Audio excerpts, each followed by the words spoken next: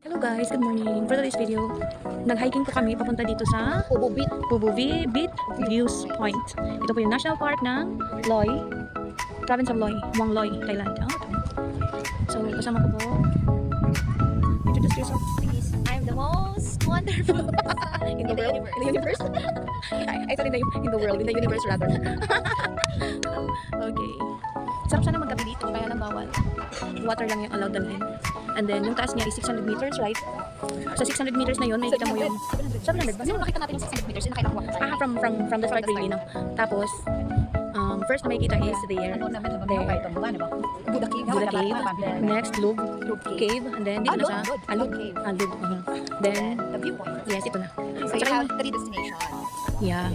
Sa 700 meters na yun. Nakakapagod siya kasi syempre paakyat, ano. Yun lang naman, bawal dito ang mga There's so foods. many steps.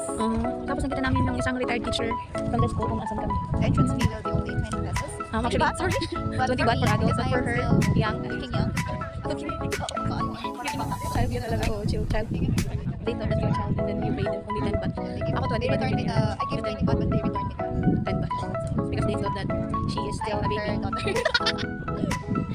Sabi ko naman, chai ka. Yun lang yung alam kong words. But anyway, that's all for today. Good morning, everybody. Bye. Say bye. Bye!